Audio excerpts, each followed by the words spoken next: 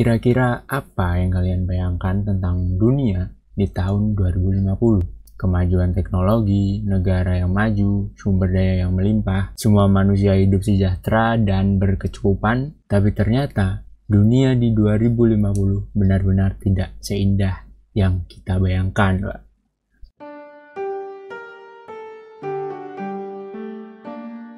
Pada tahun 2050, udara yang menyentuh kulit menjadi sangat panas karena polusi udara dan tingkat ozon yang semakin meningkat. Di masa depan, kita tidak akan pernah terbebas dari masker. Sedangkan di luar rumah, peningkatan suhu menyebabkan kekeringan di belahan dunia. Kebakaran hutan mulai terjadi di mana-mana. Meningkatnya panas bumi menyebabkan suhu meningkat hingga 60 derajat Celcius. Itu suhu di mana manusia tidak akan mampu bertahan lebih dari 6 jam.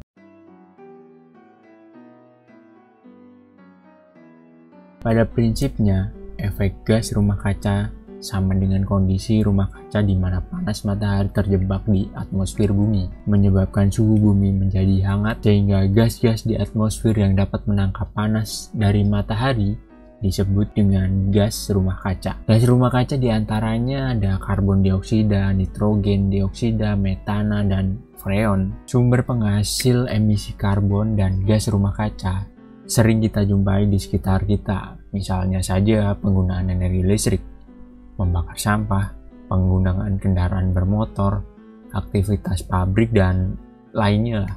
Sehingga semakin lama gas ini akan semakin meningkat secara drastis. Tanpa kita sadari, dampak yang ditimbulkan semakin lama semakin tidak terkendali. Pada 2050, permukaan laut akan naik, kota-kota di pesisir akan tenggelam, dan memaksa jutaan orang untuk mengungsi ke tempat yang lebih tinggi. Setiap hari berita-berita dipenuhi oleh orang-orang yang mengarungi banjir, mengungsi, hingga orang yang tetap tinggal di rumah dengan air setinggi mata kaki, karena mereka merasa tidak punya tempat tujuan untuk mengungsi.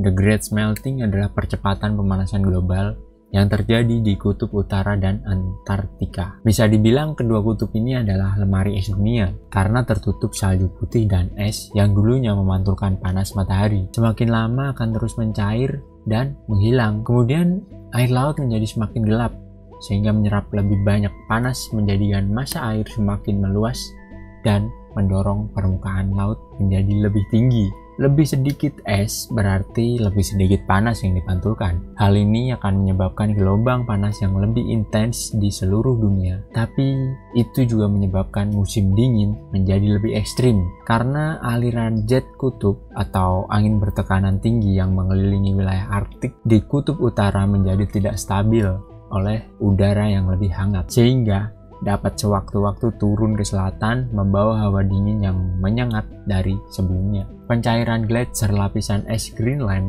adalah prediktor utama kenaikan permukaan laut di masa depan. Jika mencair seluruhnya, permukaan laut global bisa naik hingga 20 kaki atau sekitar 6 meter.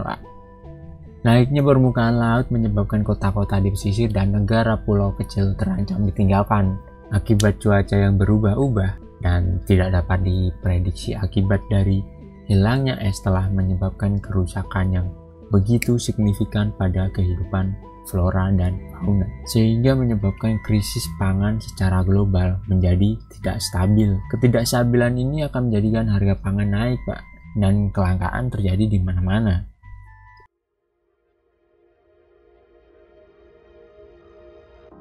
Permafrost adalah tanah yang membeku secara permanen. Saat mencair, bahan organik dalam permafrost adalah makanan lezat untuk mikroorganisme yang belum pernah terpapar oleh manusia. Setelah mikroorganisme mencernanya, mereka akan mengeluarkan gas rumah kaca paling ampuh, yaitu karbon dioksida dan metana. Menurut para ilmuwan, ini akan menggandakan jumlah gas rumah kaca yang ada di atmosfer, menyebabkan kenaikan suhu global 3,5 derajat Celcius. Akibatnya, tidak ada resistensi terhadap penyakit yang disebabkan oleh nyamuk dan kutu yang merajalela. Karena spesies ini mampu berkembang biak di iklim yang berubah-ubah, Pak.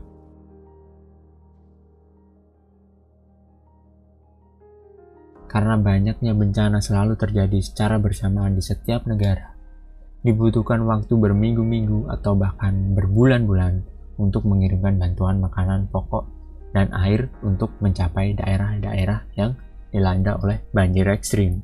Penyakit seperti malaria, demam berdarah, kolera, penyakit pernapasan, dan kekurangan gizi merajalela, Pak. Wabah penyakit menciptakan krisis perawatan kesehatan. Perusahaan asuransi pun menolak melayani, hingga akhirnya mereka menyatakan kebangkrutan. Terlalu banyak orang yang butuh makan, tapi bahan pangan tak mampu mencukupi orang-orang yang kelaparan. Perdagangan global telah melambat, karena negara-negara seperti Cina berhenti mengekspor dan berusaha mempertahankan sumber daya mereka sendiri. Bantuan internasional terbukti secara politis tidak mungkin mempertahankan, karena kemiskinan massal menjadikan negara-negara yang memiliki makanan yang cukup memilih untuk mempertahankannya.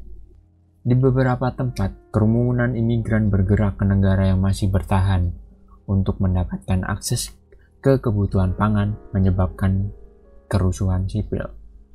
Akibatnya, negara-negara maju berusaha mencegah migrasi massal dengan cara menutup perbatasan bersama dengan tentara yang berpatroli di sekitar perbatasan, Pak.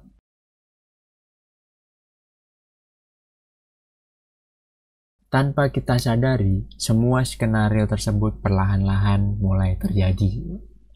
Kira-kira apa yang harus kita lakukan untuk bisa bertahan hidup? Lantas, apakah usaha pencegahan yang kita lakukan secara personal bisa memberikan dampak yang cukup signifikan pada pemanasan global? Setelah gue baca-baca artikel ya, Pak, dan cari tahu itu, akhirnya gue bisa menyimpulkan bahwa apa yang kita lakukan secara personal untuk memperlambat laju pemanasan global itu tidak akan memberikan dampak apa-apa, Pak. Kenapa?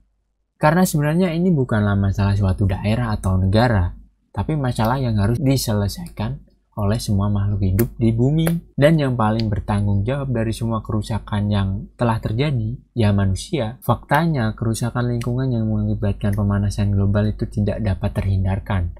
Karena perlahan-lahan, semua skenario yang sudah disiapkan akan benar-benar terjadi.